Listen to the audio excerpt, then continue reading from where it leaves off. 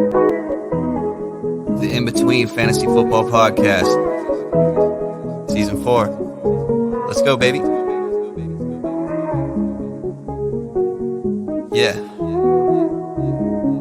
There was a time I had trouble talking about it. Congratulate them, we know they doubted. Somehow we made it up out the pit, back against the wall, never quit. Traversing through each obstacle, show a non-believer what's possible. Let nothing they could do stand in between me and my wildest dreams. Let's go. Nothing that come at us could come in between. Life gave me the worst, yet my side grew so green. We've been down in the dirt, been tossed in the trash, but I never stray from my path. When we're gone, we ain't looking back. Maybe we were all way too high. Maybe that's our fault. It's going to be a crazy time, but it's going to be a fun time. Life is boring if you don't take some chances and do some things outside the box. Your destination for both some feel-good lifestyle advice and some fantasy football advice. All right. It is Feel Good Friday, December 23rd. The Christmas vibes are officially hitting, as well as a once-in-a-generation storm, as the media pundits are calling it, also hitting. And Minshew Mania, baby. It is back for the holiday weekend. Seth Woolcock, home for the holidays, as you can tell, not in my usual State College apartment studio. Back with living with the rents for the weekend, little Christmas party tonight. And I'm joined by a man who loves to beef with Scholastic. He also enjoys good music, better whiskey, and mediocre tight ends. Guys, give it up for Nate Polvote.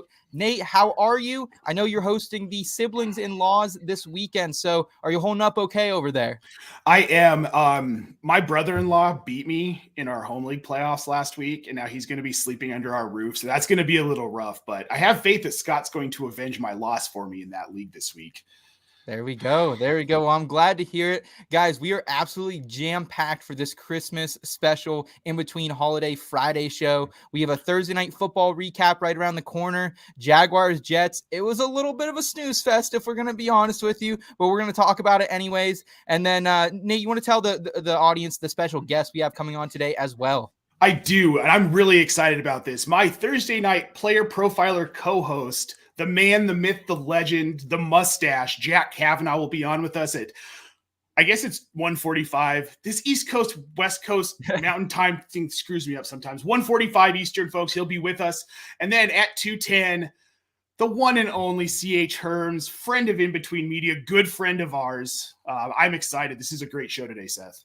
It is jam-packed, and I am in – the holiday vibes just hit me today. I woke up. I was a little stressed as everyone coming into the holiday weekend, but I woke up today feeling refreshed, feeling ready to go, feeling good that I'm indoors doing a podcast on a day that we got negative-degree wind chills out there already. So I'm happy to be here. I'm happy to have our In Between Media family back with us as well. Looks like we got Albert back in the chat already. Good afternoon, IBT. Albert says, good afternoon to you, Albert. We greatly appreciate you tuning in, as always, our friend.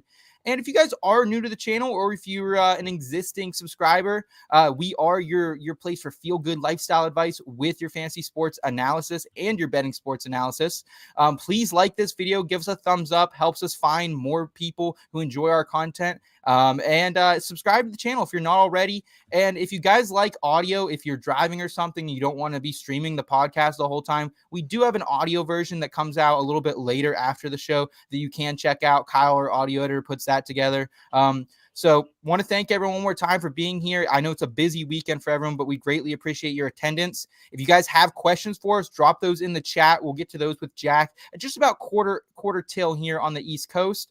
Nate, the frisky Jets last night, though, they did not look so frisky. However, the Jags money line plus 100 hit, so I was happy about that. And the under hit as well. So it was kind of a nice little parlay out there for a lot of people. But what were your overall takeaways from this, man? This is really simple. There are two major takeaways. Well, we'll go three. Trevor Lawrence is the real deal. Urban Meyer was a cancer, which we knew, but I don't think we knew just how bad of a cancer he was. Doug Peterson, dude, he has this team thriving. They're looking very good. Evan Ingram is for real. The question now becomes, is he a top 10 tight end next season? Do we think that this continues? Do we think Trevor Lawrence likes him enough to continue this in the next season? And three, Zach Wilson is trash. I've been trying to tell you guys this, and everybody was like, no, he's going to get better. He didn't get he didn't get better. He's just bad. It was putrid. It was an awful performance by Wilson. He makes the Jets an infinitely worse team. Yeah, Zach Wilson, for those who do not catch it live, he was benched right around the half. 5.2 QBR was him out of a scale of 100. So as bad as you can be, Zach Wilson was. Bench for Chris Streveler, who was the preseason hero for the Jets, kind of just ran around a lot. He kind of looked good. He made some cool little throws. Like, he looked frisky. You know, if there was one person on this Jets team last night that looked frisky, it was him. However, it was just an overall, like, if you played anyone on the Jets, you're disappointed. Garrett Wilson, we didn't really have high hopes just because it was Zach Wilson. We knew what the ceiling was, Nate. And Zonovan Knight has all but faded away in the blink of an eye as well. Well, let's hope that they can get Mike White back next week, or maybe they go with Joe Flacco. Either one of those are better options than Wilson. And I like Garrett Wilson more with those guys. I like Bam Knight more with those guys as well. Yes. This offense is just better with a better quarterback. It can't be overstated. Just Streveler, 7 career appearances in the NFL. He spent his first 2 seasons of professional football playing in Winnipeg for the Blue Bombers. Yes, sir. Yes, sir. Zach Wilson's so bad that Robert Saleh was like, you know what? I'm going to throw in the guy who has 7 career appearances, 2 seasons in the NFL. Zach he's done in New York, right? Like, we've seen the last of Zach Wilson. Yeah, and Nate, I will applaud your fortitude, because you called this a couple months ago that we could see the end of Zach Wilson. We could see the benching of him. I didn't think Joe Douglas would let Robert Saleh do it, because it is a lot of, Joe Douglas's job on the line with the number 2 overall pick spent on him. But I do think this is kind of the end of the Zach Wilson era in New Jersey, in New York there for the Jets. When you get benched for a Canadian football quarterback, I think that about says all you need to know. Whether it's Footsteps Flacco, whether it's Mike White moving forward, there will be a better quarterback in New York, hopefully in the short term and in the long term. Dial up Geno Smith this offseason. See what the Seahawks are willing to pay him. Dial him up. Dial up Jimmy G. There's a lot of good quarterbacks who can make this Jets team formidable in the long run. Nate, let's look on the bright side of this game, though. The Jaguars, they played very formidable down the stretch in this. Trevor Lawrence, we kind of knew it wasn't going to be a big game for him with the weather, with the Jets having a very good secondary out there. However, Evan Ingram, as you pointed, came through 7 receptions, 113 yards. You were not disappointed if you played him. And Trevor Lawrence delivered 17.3 PPR points, Nate, which 11 of that came on the ground. So you love to see kind of that little bit of dual threat ability from T-Law out there as well. Yep. I'm just so happy for Trevor Lawrence, because like, what a rough first season and what a rough introduction into the NFL. But man, he has played well, and he really is like, he's top 10 rest of this season. I think next season he really could get into that top 5 tier of quarterbacks with this offense and with this coaching staff. Yeah, he's already QB6 on the season. So after this performance and maybe one more, he could finish in that top 5 tier. So it's, really excited to see that. ETN, if you played him, you got away with it. 14.2 points for him. Up and down season for him. Nate, any final takeaways kind of on Travis Etienne here? Because he's underwhelmed after a really hot start after J-Rob got traded. Well, so I'm not like super surprised by this because of the injury that he suffered last season. I'm not surprised to see him kind of up and down. This is essentially his rookie year. And this is kind of a typical rookie pattern. He's never played a 17-game season before. So I'm not surprised that he's kind of wearing down towards the end of the season. Next season is a different story. This guy is a phenomenal talent, a phenomenal back, and he will have a massive role in this offense next season, no question. I'm not, for Dynasty, like, this guy is a hard hold. The rest of this season, you can play him. I mean, you're probably not going to have a lot of other solid options this or next week, I guess, for the fantasy championships. Zay Jones, Christian Kirk, they really disappointed fantasy manager in this one, who went back to them after a stellar week number 15. However, this is the Jets secondary, man. This really is one all year we've kind of been straying away from. Sauce Gardner's the real deal. I love what they're doing on the defensive side of the ball, which is no surprise with Robert Saleh calling the shots. But don't look now, Nate. The Jaguars, they with a loss to Tennessee this weekend, they could have a tie in the AFC South at 7-8. I hope the Jaguars make the playoffs, man, because they would be fun to see in that first round. Oh, I would. Yes, this if they can get into the playoffs, this is a Jaguars team that I think could realistically make a run in the AFC if they're hot. Yeah, They're the absolutely. hot hand, man. We've seen it before. The Broncos have done it. We've seen the Ravens do it. We've seen teams do it, get hot at the right time, and this might be the case with Jacksonville if they can get in. The Bengals, we saw it just last year, man. So good for Trevor Lawrence. We're glad to see that. Trash Sandwiches in the chat said she's glad to hear Zach Wilson trashing on this fine afternoon. We are too, man. It's long overdue. So we appreciate you being here with us today, TS. Nate, let's go ahead and jump into some, whether it's listener questions or talking some start sits with matchup management.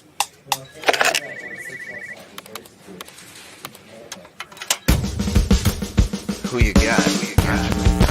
Matchup management. Who's it gonna be?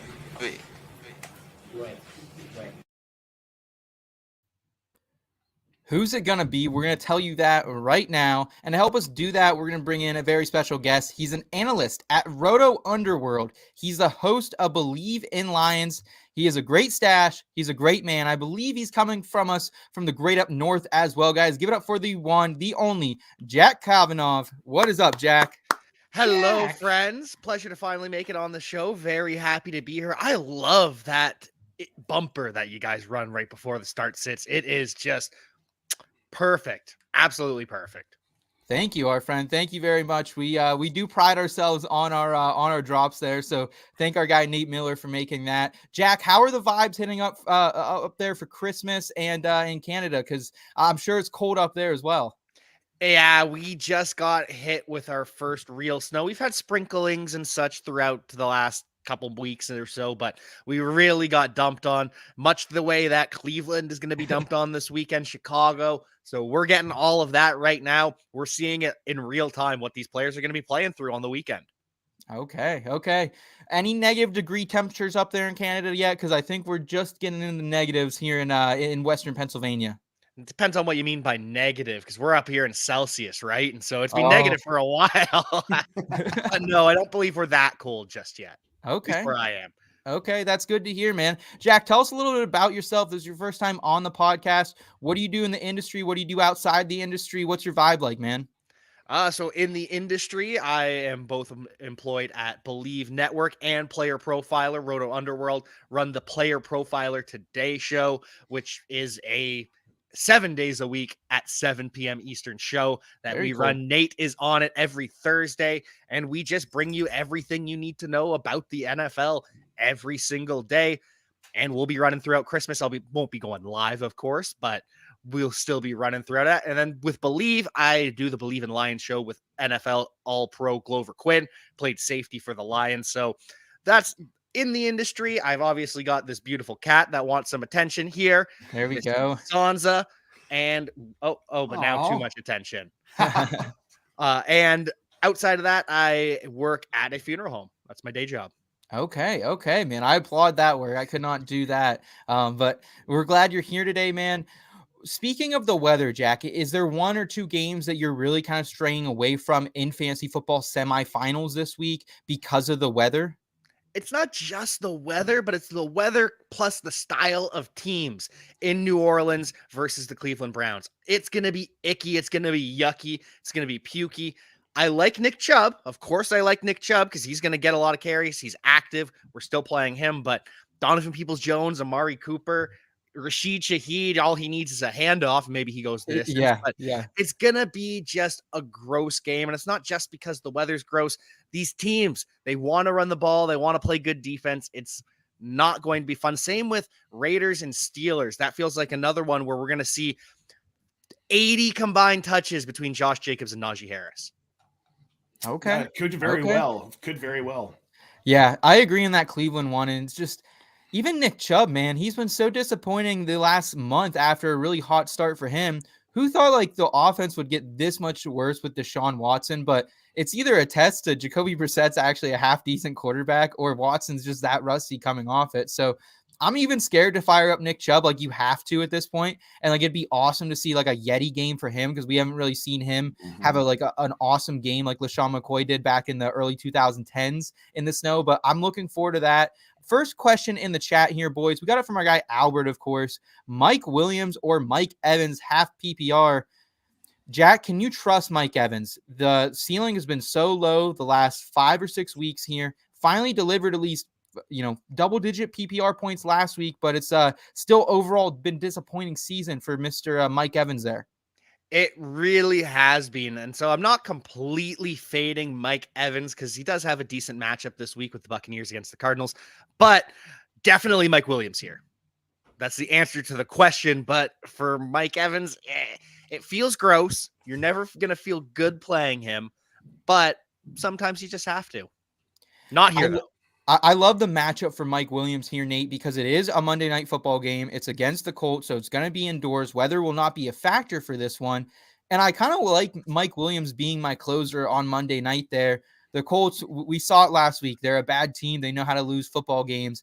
I think that took all the wind out of their sails. And now they have our guy Nick Foles at quarterback, who we don't know what we're going to get out of that offense. That's kind of the issue here. I'm probably going to go Mike Evans because I like the matchup, but it's a toss-up for me. Okay. It's a toss-up for me. I'm probably leaning Mike Evans just a little bit, though. I'm going Mike Williams. I want that Monday night closer. It's a boom-bust play like Jack kind of alluded to, but I'm willing to ride with it here. I just don't trust Tom Brady, man. I know the Cardinals defense. And that's fair. And the Cardinals defense is like better than people think. Like early in the season, they allowed a lot of points to receivers and quarterbacks the first 2 weeks, and people kind of thought that was what we could expect, and it hasn't been the case. So I think we got 2 for Mike Williams here. Albert, appreciate the question as always, buddy. Here we got Trash Sandwiches, Slayton or Waller, Flex PPR League. Jack, how do you feel about this? Darren Waller back after an extended stay on IR. Darius Slayton, been super solid, really nice floor for him as well. Yeah, I don't love playing tight ends in the flex if I can avoid it, especially with Darren Waller. We're not going to say the cliche that they have too many mouths to feed, but they really kind of do. And Darren Waller in a low point total game, it's less likely that he's going to score the touchdown. Whereas Darius Slayton, potential shootout with the Minnesota Vikings. So I'm all in on Darius Slayton this week. I'm there as well on Darius Slayton. They've been a top 3 matchup for fantasy wide receivers over the last month and on the season. Nate, you kind of propped him up early in the season in one of your waiver wire columns. Are you riding with your guy Slayton here? I am. This is a plus matchup for him. Like Jack said, it's going to be a shootout against Minnesota. This is a game they really need to win too. Like they can't mess around with this. So I see Slayton getting heavy volume. And this matchup against Pittsburgh for Waller, what this game's going to be, yeah, I'm all in on Slayton. And like we gotta just like start treating Darren Waller for what he is, boys. He's been a bust 2 seasons in a row. This is not the same Darren Waller we got in 2019, in 2020. This is a different Darren Waller. This is Devontae Adams' team on the offense. Him and Josh Jacobs are now the lifeline. So Trash, I get the question here, but you got to stop buying into the name narrative of Darren Waller. I just think as a collective, we should as well, and keep that in mind for 2023 on the horizon as well. We got Lucius back in the chat. Super glad to see Minshew on the thumbnail because he has Hurts in a couple of leagues. He's scrambling. He has to decide between Minshew Carr in one league and Dak Minshew in another. Thanks. So I'm going to start with this, guys. Nate, you and I, we talked about Minshew earlier this week on our first episode of the week, and I was like saying maybe he's a quarterback 2. I've moved that up a little bit. I think he could be a quarterback 1 this week. He's my QB start of the week, boys. And Nate, it's a little bit about what we talked about earlier in the week. He's averaged 16.1 fantasy points in this Eagles system. Very efficient quarterback throughout his career. But now he gets A.J. Brown. What does A.J. Brown do for a ceiling? I think it just increases it. And right now, Dallas secondary, guys, they've been getting trashed. Trevor Lawrence, top 5 performance last week. And Dump Truck Driscoll and Davis Mills, they combined for what would have been QB 16 a couple weeks ago. Nate, how do you feel about Gardner Minshew? Let's start with Gardner Minshew Carr. How do you feel about it? Jack and I actually got this question a lot last night on the show. It's Minshew. It's Gardner Minshew. Gardner Minshew over Carr, period. End of sentence. Jack, how do you feel about this? Because my thing is like, I don't want to go anywhere near Derek Carr this week because there's still this like weird assumption that you can play quarterbacks against the Steelers. However, they've been the number 1 team, the worst matchups for quarterbacks over the last month with TJ Watt back. and no one's really like Marcus Mariota. We heard about that in week 13. People were firing him up.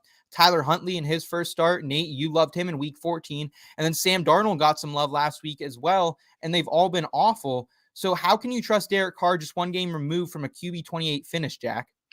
I don't think you really can, especially when you look at the Vegas point total. This is going to be another one of those pukey, run-heavy, low-scoring games. Both of these teams are going to establish their will on the other, and so it's going to be a lot of Josh Jacobs and a lot of Najee Harris. So you're absolutely going Minshew over Derek Carr, and for all the opposite reasons, we're not playing Derek Carr. It's going to be a high-scoring game. The Dallas Cowboys, you can move the ball on them, and they want to put up points on the Philadelphia Eagles. So it's either going to be competitive or Gardner Minshew is going to be in comeback. He has the best weapons he's ever had in his career. Last year against the Dallas Cowboys, he threw 2 touchdown passes with no offensive line, no Dallas Goedert, and half of Devontae Smith.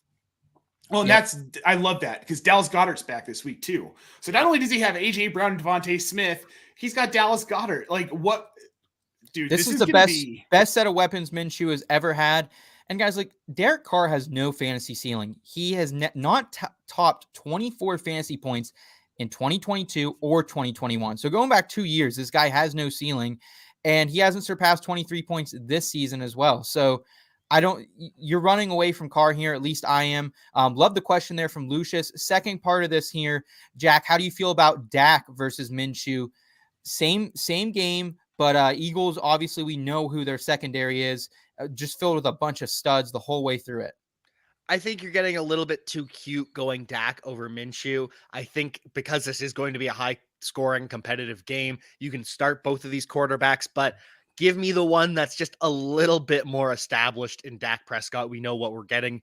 Whereas Minshew, as much as I like him, it could end up being a flop kind of game. You're just safer with Dak and probably more upside too. Okay. I definitely think Dak has the better floor here, Nate. I would argue Minshew might have the better ceiling. How do you feel about this Dak against your man Minshew? I feel like they probably have similar ceilings. I do worry about Dak against the secondary, but also Dak Prescott's a veteran. He's played secondaries like this before. He succeeded. If this is truly a playoff team, he's going to have to be able to beat teams like this or play well against them anyways. I'm probably going to start Dak here over Minshew. I think they have a similar ceiling. Very close, yes. But Dak is more likely to hit that ceiling, whereas Minshew's more of a dart throw to hit that ceiling. Okay. And then we have peanut butter jelly time in the chat today. That ceiling is even lower in cold weather for Carr. 100%, man. Really, really good point there. He's been playing in a dome out there in Vegas, so doesn't really have to deal with those elements too much. Appreciate the question from our guy Lucius there. Appreciate peanut butter jelly time's comment there in the chat. Hope you're subscribed to the channel. Come back and hang out with us again, guys. Here we got, damn it, I hate that Bob Barker in the chat. Don't know what Bob Barker did to you, bud, but I like the YouTube name nonetheless. Kind of stuck, but full PPR flex spot. Schultz or Akers? Jack, I was saying that I thought Akers was going to be a landmine in the playoffs. However, he's getting the volume for the Rams, and Schultz has been so up and down. It's hard to trust him a little bit as well. Another tight end flex question for you. Yep. And in this scenario where the Broncos defense is strong, I'm still going to ride with Akers because we know he's going to get the volume. He's actually getting some work in the receiving game even. It's not as though the Broncos are going to run away from the Rams, so he's still going to have the opportunity to get carries and get involved. So I think the certainty of Akers over Dalton Schultz, just because what is Dalton Schultz at this point? We got the Peyton Hendershot touchdown last week. Oh, my God, yes. Cost me a trip to the semifinals in multiple leagues. I'm sorry, my friend. Hey, it's what you get into, when you get Dalton Schultz is a nice player, but he's not like an elite talent. I think that's what I need to keep reminding myself. It's more of an opportunity thing with him. Same with Cam Akers here, though, Nate, as well. I don't think he's an elite talent by any means, but he is getting the volume. It doesn't seem like there's anyone else in this backfield at this point to take any touches away. Well, and that's the only reason I'm going with Cam Akers. My sleeper video this week said to stay away from him if you can, which you should. But if you're between Schultz and Akers, there are always going to be situations where you're going to need to play a player. It's not pretty against Denver. This run defense has been very good. But like you said, Seth, he'll see volume. He's been seeing some work in the passing game. Dalton Schultz could have 20 points this week, but he's more likely to have 2. And I like the floor with Akers, where he'd probably get you 5 to 10 points, like at the base. Yeah, that's gonna be a fun one out there in Los Angeles, boys. We got the Cam Akers versus Latavius Murray show. So don't forget about Marlon Mack. All right, and Marlon Mack. We got a bunch of washed up running backs off Achilles out there. So not really looking forward to that game. Hopefully Red Zone isn't showing too much of that, or you guys have some other things to do during that slate. Here we got Trash Sandwiches back in the chat. Christian Watson or Terry McLaurin, PPR. Man, Christian Watson, guys, he cost me a couple trips as well. Didn't know the signal from Rodgers on the goal line. Almost had a long touchdown at the end to save some people's fantasy football championship hopes. Jack, how do you roll here? Are you going Christian Watson in what's an appealing matchup against the Dolphins? They've been a plus matchup on the season and in the last 4 weeks, but not an overly plus matchups. Or do you roll here with Scary Terry, who's been overall consistent this season? He's being consistent, but he's also up against the 49ers, and that matchup scares me. He's going to be seeing a lot of Travarius Ward, and this is not a low-scoring game, but it's actually, no, it is pretty low-scoring. I think this one is another one that's a sub-40 point total from Vegas. So I think this is one I forgot to mention earlier that don't particularly love. I'm looking at the rankings right now on Player Profiler. Terry McLaurin is flex 37, whereas Christian Watson is all the way down at wide receiver flex number 65. But I think I'm going with the big play upside of Christian Watson in a high-powered matchup against the Dolphins. This is the second or third highest point total of the week.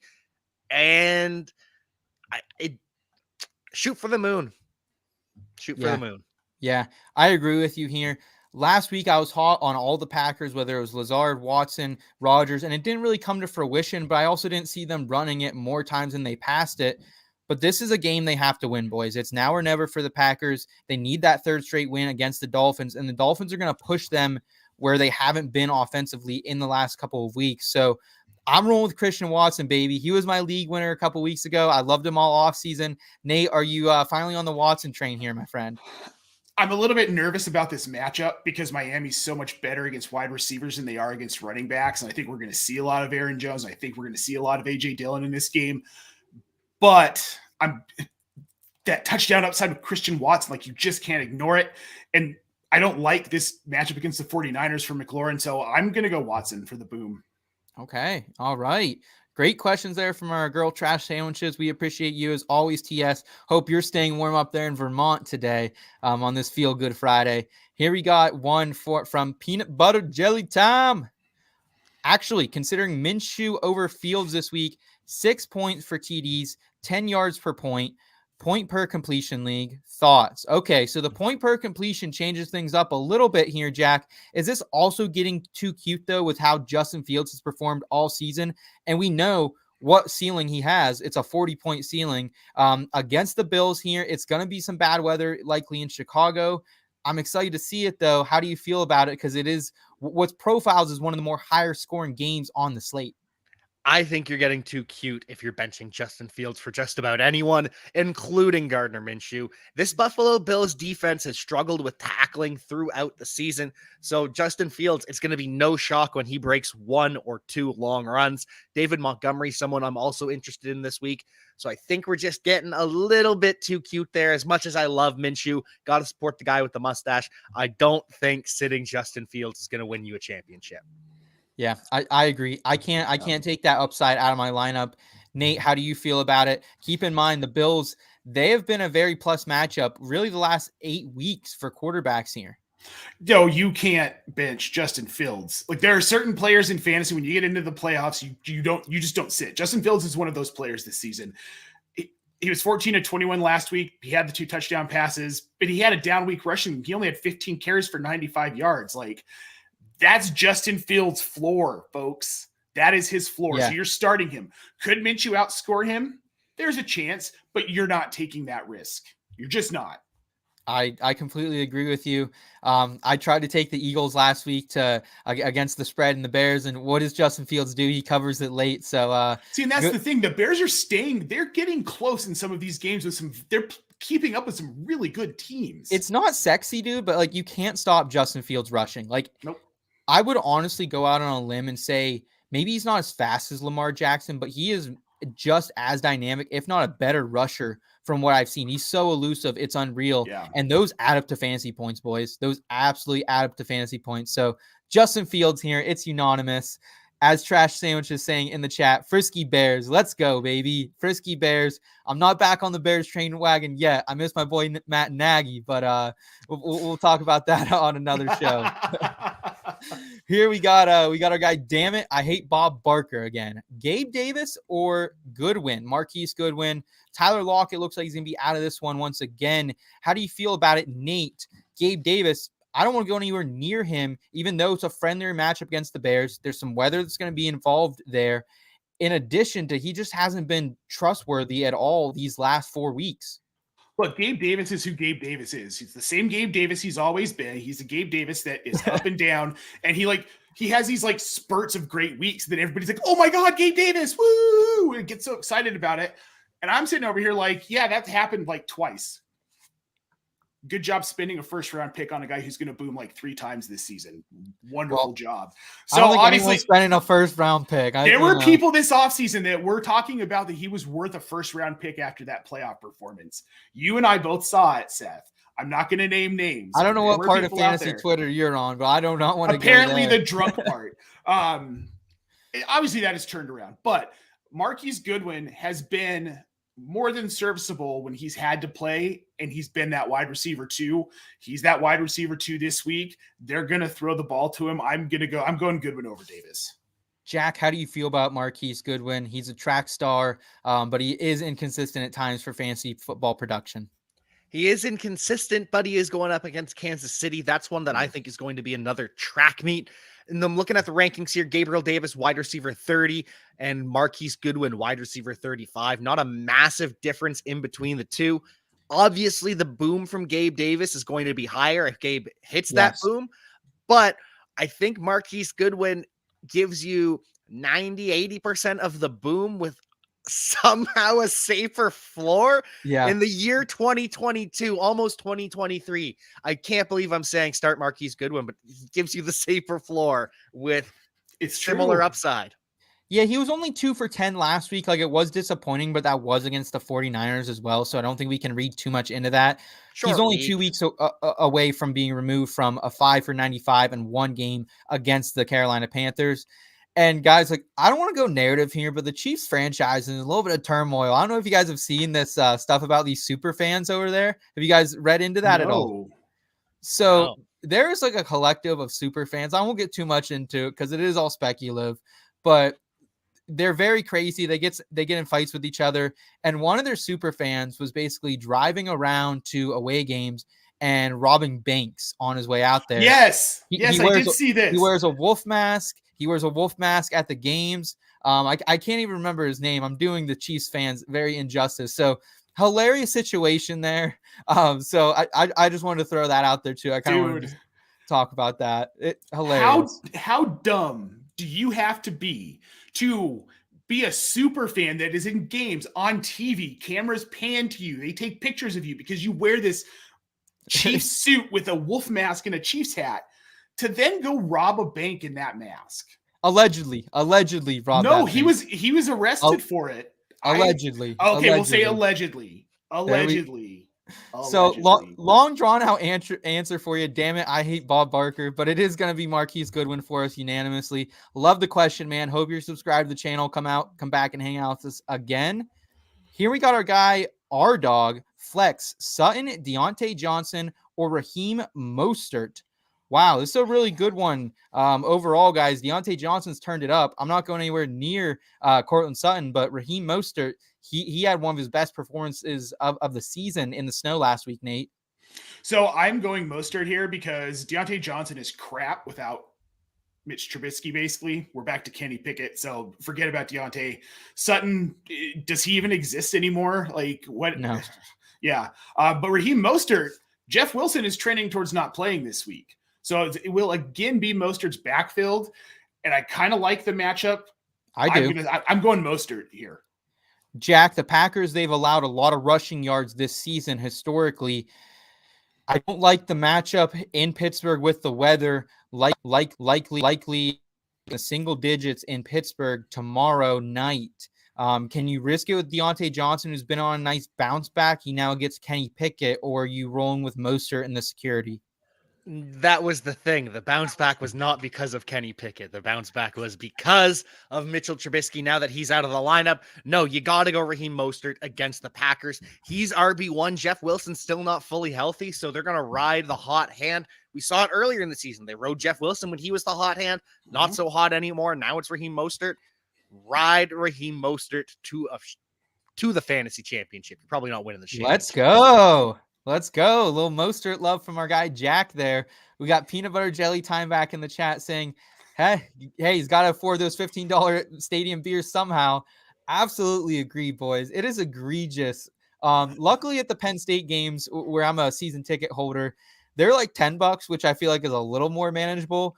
Jack, what about sporting events up in Canada, some of the professional ones? You looking at $15 bevies?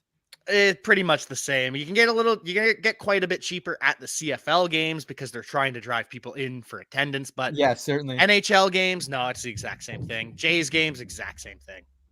What about the senior hockey league up there? Like the one they kind of make up on the show Letterkenny. I don't know if that, I think that's pretty real. Have you ever gone to those? Nah. Have you ever got beers there? No, not a regular appearance for me at those kind of events. They're a little bit not my thing. Okay. Nate, if we ever go up to Canada, buddy, I think that's our scene, honestly. Well, dude, so you're only like 2.5 hours from Toronto, Seth. Did you know that? Yeah, I'm not that far, honestly. Yeah. No, dude, we're driving up to Toronto. Love Legally, it. Happy to have you anytime. I got the spare room in the apartment. I'll make sure that it's all washed and ready for you. Let's do it. What part of Canada are you in then, Jack? I'm about an hour from the Windsor-Detroit border. Okay. Down south of Ontario. There we go, baby. There we go. I'm ready, man. I think I'm legally allowed to be back in Canada now. So I'm ready to go, boys. Sign me up. That's an off-season trip we'll have to make. Jack, we want to say we're very appreciative of you joining us today, guys. Keep the questions coming. We'll answer some of those with our next guest as well. But Jack, how can we find you and best support you, not just throughout the end of the 2022 season, but into 2023 and beyond, my friend? You can find me everywhere at Javanagh87, Javanagh87. You can find me every night on the Player Profiler YouTube channel, as well as at Profiler NFL and at Roto Underworld. I'm doing the tweets behind the scenes on those as well. And Believe in Lions podcast. You can follow us there on all the podcast platforms.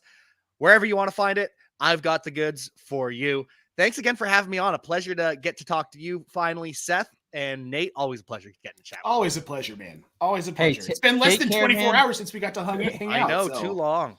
Good luck today. Good luck this weekend to your brand new Lions over there. We wish the best for them. Jack, thanks so much for joining us. Take care, buddy. Have a good weekend. And Nate, let's go ahead. Let's jump into some Sure Thing Sleepers of the Week. Want to thank the IBT family for riding again with us. I know it's a busy Friday, getting ready for the Christmas season, but appreciate you guys here with us. If you are new to the channel, please like this video, subscribe. Let's jump to some Sure Things Sleepers of the Week. Sure thing. It's the Sure Thing. Sure thing. Sleepers of the Week.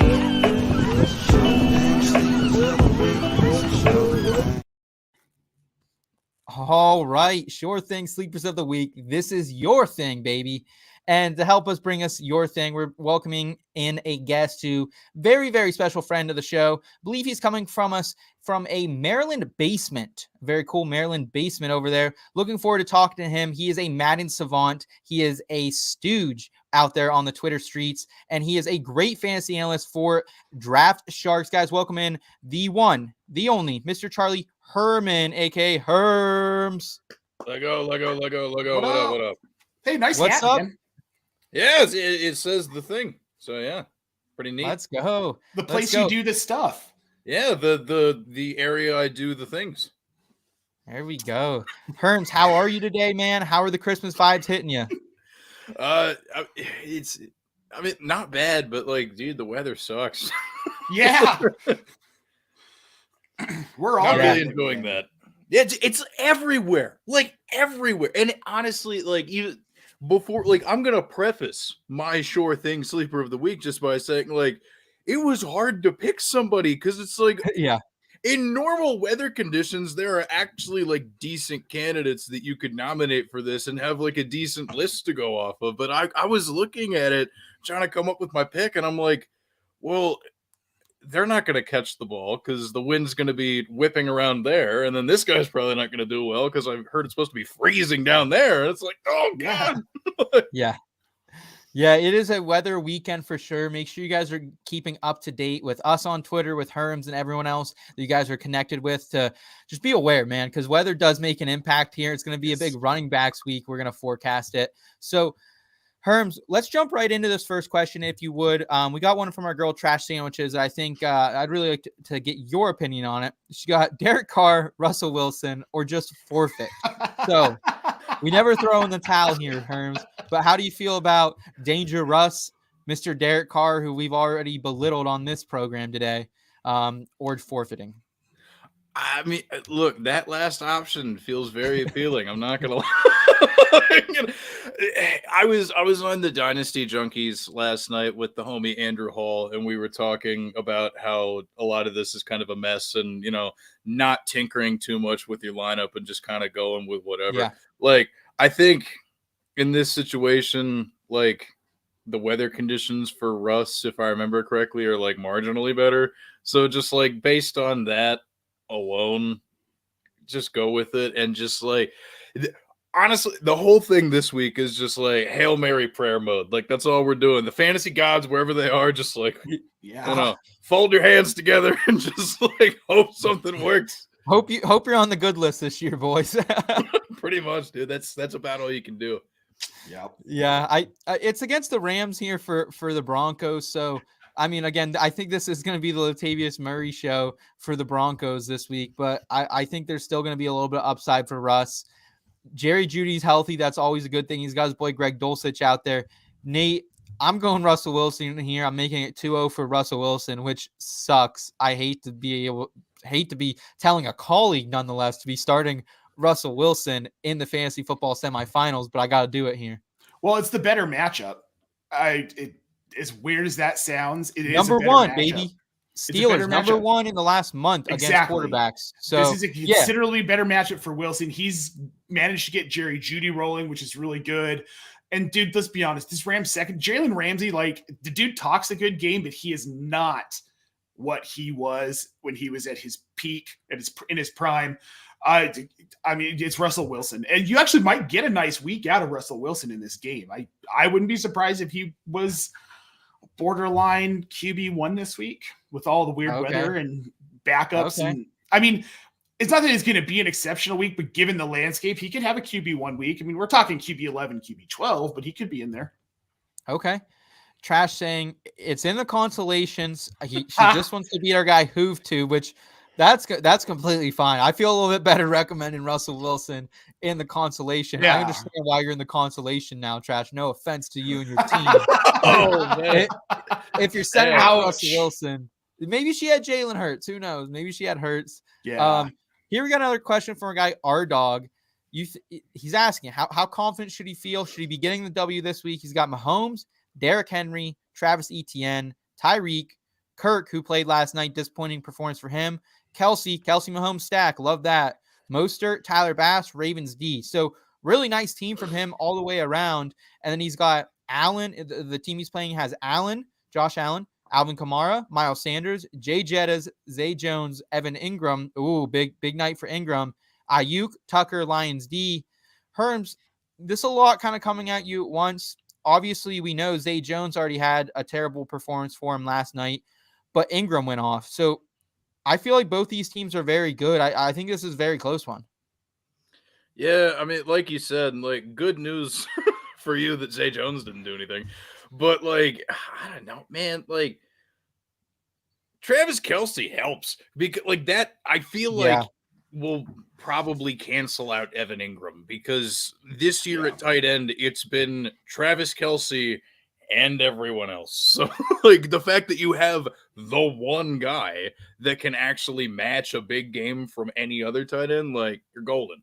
Yep. So like that cancels that out. I feel like performance from ETN. Also, same thing with the Zay Jones things, like X that out. It really just comes down to like, you're in a great position, my guy. Like the fact that both of those sorts of things kind of, it all evened out heading into the weekend. Like normally on a Thursday night game, okay, I wouldn't say normally, but sometimes, more often than not, there are, just like certain performances that just get your week off to like the worst possible start because your opponent had that dude and it's just like it's over before it starts, whatever, all that. That didn't happen here. And like it seems like everything else is pretty well balanced. I'd probably give the person asking the question the edge just because I feel better about Derrick Henry, especially because like, yo, dude, like without Ryan Tannehill, it's not like they're going to be throwing the ball, time, baby. Yeah, dude, like that feels good for sure. Like I don't know, man. I think you're good. I'm not going to say you got the win necessarily, but the biggest thing is you didn't get the L. Yep. It's gonna be. I think it's gonna be. It'll be a close one, but I think your chances are better than not that you'll edge this one out, man. Yeah, I like the flex as well from him. I prefer Mostert over Ayuk this week. Ayuk's my wide receiver sit of the week. So great question from our guy R-Dog. Hope you're subscribed to the channel, man. Come back and hang out with us again. Trash, she's following up on that last question she asked. Lamar was her quarterback. Sadness. And then Peanut Butter Jelly Time saying, I feel your Lamar team. And Trash just saying her big contending team had Hurts. That one really hurts. So, as always, the punny, the clever Trash sandwiches. Guys, let's get into some sure thing sleepers of the week. If we have any more questions here, we'll kind of round out the show with them. Herms, you delivered last time. You're one of the few guests we've had on here that is 1-0 in sure thing sleepers of the week. Can you finish the season with a perfect undefeated record as sure thing sleepers of the week?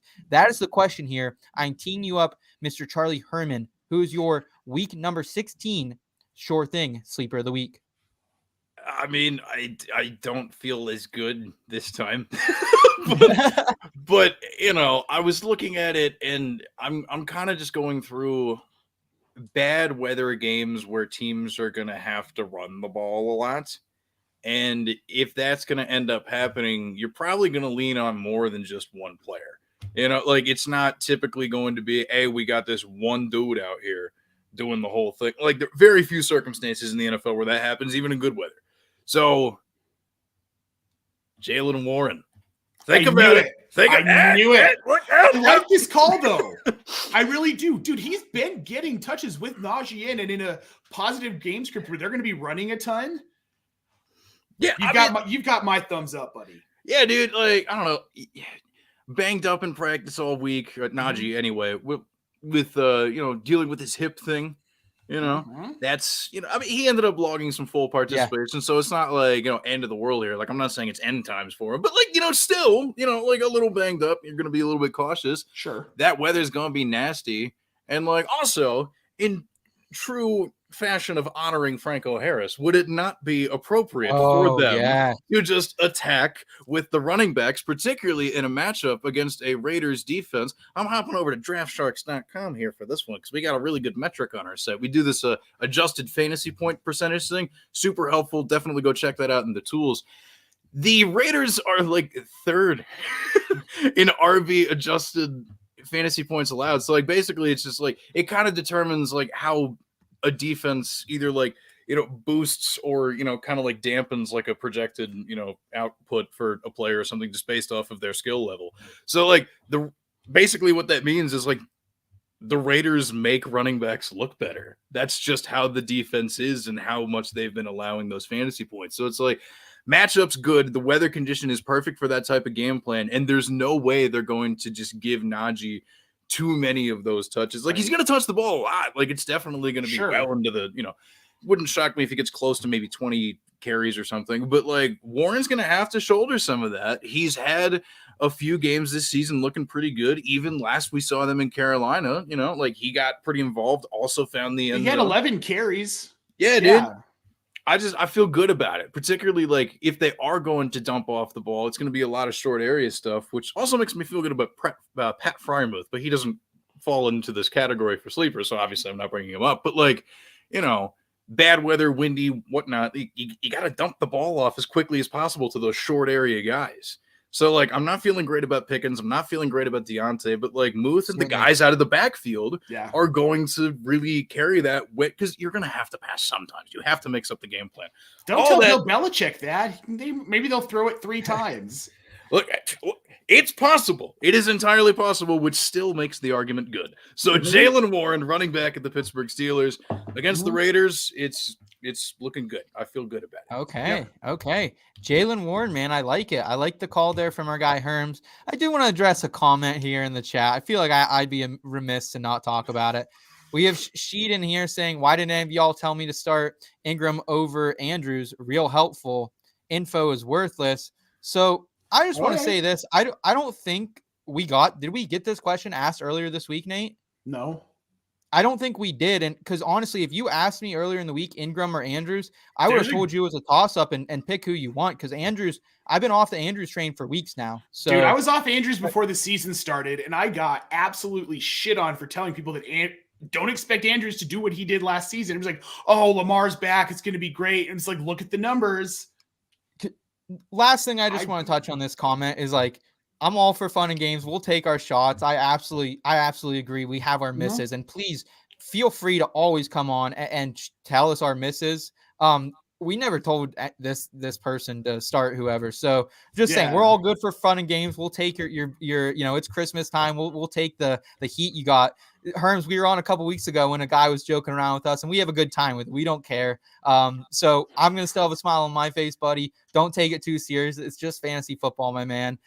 We do have a question from Facebook over here. Our guy, Marcos Valdez. Okay. All right. Like that name, Marcos Valdez. Minshew, Brady, Purdy this week. Thanks. Nate, I'm going back to Minshew here. I don't trust Tom Brady, but as I said, Minshew, he's averaged 16.1 PPR points as an Eagle. He now gets A.J. Brown and Devonta Smith, who was hurt last year when Minshew played a couple of those games. Cowboys, they've been burned. Last week, Trevor Lawrence, top 5 finish. As I said, Dump Truck Driscoll, Davis Mills, week 14. They were QB 16 combined as well. So I'm rolling with Minshew here. I know Nate's rolling with Minshew. Herms, where do you go on this? I mean, it's been really inconsistent for not just him, but the entire offense this season. But I got to go with Brady against the Cardinals defense. Like, I mean, like they do kind of, they're pretty easy to, expose in those type of circumstances, particularly like, now, the trap that you may fall into is that, they're going with Trace McSorley at quarterback. So, like, if the Bucs did get up, big hella early, then, like, maybe, you might have to be relying upon, a lot of stuff happening in the first half. But, like, I feel pretty good about, the matchup and the fact that, like, again, because I think they're actually, no, it doesn't matter whether they're on the road or not, because it's like whether it's Florida or Arizona, beats the hell out of the weather, dude. But at the same time, if that does make you nervous, then my number 2 choice would definitely be Gardner Minshew. So kind of throwing that out there for context. I'm not saying Minshew's a bad choice. It's a perfectly good choice. Plus, like we saw what that dude could do in Jacksonville when he had no one. Now he has a lot of really good players. Exactly. So like, yeah, I get it. Yeah. I still roll Minshew here. I just think the ceiling is a little bit higher. Tom Brady's only cracked 20 fantasy points one time this season. So like, you're just not looking for a whole lot. Maybe Brady is safer, but I got to roll Minshew in the upside here. Nate, I think you're on that train as well. Yeah. For me, it's between Minshew and Purdy, and with Purdy being kind of dinged up, I'm going Minshew. Okay. Purdy's been right around that 20 fantasy points per game since he took over as a starter. Like, he's been nothing but consistent. So, but Minshew has the higher upside. Yeah. And then we have our guy Eric from Green Screens Media. He said, did I miss the explanation of Seth's new background? Is that stuffed honey badger behind him? So I'm home for the holidays. I'm at the Wren's house right now. It's actually my dad's bear up there that he got a couple years ago. So not a honey badger. That would be dope, though. I don't think where do you find a honey badger? I don't even know where those are. I have no idea. No clue. Not in Pennsylvania. I'll tell you that. They're scary, Eric. though. That I do know. Yes. We appreciate our guy Eric tuning in. We know it's a busy holiday season for him and his family. Nate, I will take us up next for my Sure Thing Sleeper of the Week and hand it off to you to close out the show. I'm going back, guys. I'm going back to Tyler Boyd. And I'm 1 for 2 on calling him as my sleeper this season. However, last time he hurt his hand on the second play, and I got to Got to see whatever Irwin's name walk into the end zone, take my anytime TD away from Tyler Boyd, take my fantasy call away from Tyler Boyd. And this is one, weather is going to be a concern up there. But Tyler Boyd's, he's a slot receiver. He's going to get that short looks from Joe Burrow. Jalen Mills has already been rolled out of this one for the New England Patriots. Jack Jones, Jonathan Jones, they're both limited and questionable. That could be the Patriots' 3 top corners. They are out and or limited in this game. Miles Bryant, Marcus Jones, to do it everything, man. Those are going to be the cornerbacks that they can take on. And I feel a lot better about Boyd taking on those guys. And the New England Patriots, we were afraid of them a couple weeks ago, Nate, but they've actually been a plus matchup over the last 4 weeks for fantasy wide receivers. So Boyd, he's averaging over 13 points per game over his last 4 with Jamar Chase active, averaging over 5 targets, and he's the number 7 overall wide receiver in points per reception. So if he gets 5 receptions, if he gets 5 targets, he's going to make the most out of those. He's going to score at least 10 fantasy points for him. I don't think he's a boom play this week necessarily with the weather, but I think if you need a guy to get you 10 to 15, maybe a little more fantasy points, I think Tyler Boyd's in that realm, baby. Keeping it close to home here with my Western PA native, Tyler Boyd. Well, and do we know if Higgins is playing this week? Because I've seen mixed. He's off the injury report, but is he off the injury report? Well, what does that mean for T. Higgins? He's been off the injury report twice and sat. That's true. I mean, he did have 8 targets last week. I like this call. I think it's a good call. We know what this offense is. It's an offense where they like to throw the ball a ton. They may not be able to do as much of it this week, but I still think, like you said, Seth, in the slot, and this New England secondary hasn't been what they were earlier in the season. Injuries, their defense just hasn't been as good. This is a good call. I like it. And Hayden Hurst is not going to be playing. Oh, that's right. So if we're talking about, short area guy, historically, Boyd was always he was always a slot boy doing the thing.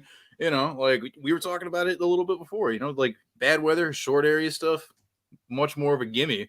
So like, yeah, absolutely. I'm all for the Tyler Boyd hype. Yep. Awesome. I love awesome. Peanut butter jelly time. He's saying that New Orleans has a honey badger. Yeah, I guess they do down there. They do.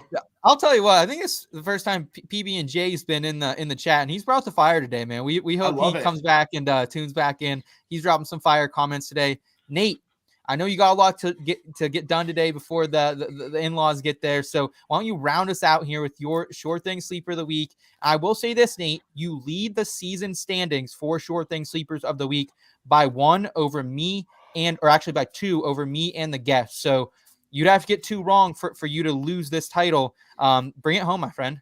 Well, we know that I'm not going to get 2 wrong because this week's is a banger. Like this one feels like one of the more surefire ones I've come to the table with. It's Chris Moore in Houston.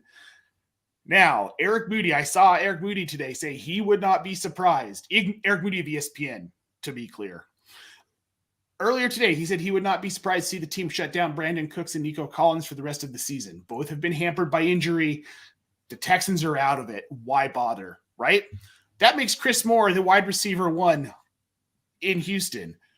Why is that significant this week? Because they're playing the Tennessee Titans, who are giving up an average of 41.7 points to wide receivers. This is a Chris Moore week. This is a week where Chris Moore could have a big week. I think his floor is probably wide receiver 3 flex, but he could creep into that high-end wide receiver 2. Between him and Jordan Akins, those are 2 guys in this offense I really would like to play this week. I think that they both have some potential to have big weeks, but Chris Moore is the biggest one. The game script it seems like this is going to favor him against his bad secondary. And when he's had 10 and 8 targets the last 2 weeks, 11 and 8 targets the last 2 weeks, he's caught 10 of 11, had 124 yards 2 weeks ago against Dallas. So this just feels like a good matchup. And with injuries, and if you're looking for somebody, he's really isn't heavily rostered either. So you could go grab him for free right now at the waiver wire. I like Chris Moore a lot. He's shifty, guys. Like he's like when he first bursted onto the scene earlier this season, I profiled him more as a slot receiver because that's what he was playing with Nico and Brandon Cooks out there. But they're moving him all over the field now. And with a cold weather game probably coming in Tennessee, I like what we could see. We could see some of the short yardage usage out of the slot and some big play potential as well if Cooks and Collins are rolled out of this one. Nate, sometimes you come to the floor with these Texans calls. I hated your Davis Mills sleeper call this offseason. I shit on you. That was a bad call. Yeah, no, but then you had your Jordan Aiken Sure Thing Sleeper of the Week call earlier this season. He was great. So I'm going to back you this time, buddy. I'm going to back you up. I don't want to agree too much with Nate. I don't want to get that reputation, but I'm going to back you this time. Herms, any final thoughts on our guy, Christopher Moore? The Titans defense doesn't make the Texans offense good necessarily, but it really, really, really helps. So the circumstances are pretty good. Why not? Well, dude, Houston's pressed a couple of good teams these last few weeks when they're doing the Mills-Driscoll combination. It's been interesting. Like, again, we're not going to say that they're good, but this has become a somewhat serviceable offense for fantasy, just a little, but it has been. Absolutely. Yeah, you've had to find value, but Chris Moore has been that value. I love it, boys. I absolutely love the calls today from our guy Herms here. Jack was electric earlier today, and just good vibes. Like, I'm really thankful for this IBT family and what we've been able to grow during the 2022 fantasy football season. Already looking ahead a year. That's me. Herms, why don't you tell us one more time where we can find you, what you're up to in the new year coming up, and how we can best support you over here at the IBT family? You can do the thing by following my musings that I put on twitter.com with my username @HermsNFL. That's where I say stuff that sometimes makes sense. But if you want to check out my content, everything I do is over at Draft Sharks. So draftsharks.com. I mean, like all sorts of really great resources, all sorts of great information, including some written work that I end up putting out myself. So yeah, just give that a look. @HermsNFL on the Twitter. Those are the two things you can do. There we go. Herms, well, hopefully you and your family have a great holiday season. Nate, good luck to you and your family as well. I know it's going to be a busy one. You got a little kid running around there, so we will let you go as well. Just want to point out in the chat here, our guy Peanut Butter Jelly Time, he says he's subscribed, definitely coming back for more. Appreciate the YouTube algorithm bringing us another IBT family member today. PB&J, hope you're back, buddy. And then Trash Sandwiches, love the IBT fam. I hope y'all have some nice holidays. We will, man. We're going to be spending it with family. Good vibes all around. PBJ, Trash Sandwiches here. Got a little bit of a theme going on. A little sandwich theme for the Fridays. So I'm all right with it. I love some sandwiches. So, guys, this is it for us this week on the In Between Fantasy Football podcast. A reminder, we have a Tuesday night show going live at 9:30 p.m. Eastern time. And then Nate and I will always be back on our Friday shows as well to help you start sits, Sure Thing Sleepers of the Week, and the rest of it. Until then, guys, good luck in your fantasy football semifinal championships. And we hope you advance to the next round, guys. Until then, keep it in between, y'all. Your destination for both some feel-good lifestyle advice and some fantasy football advice.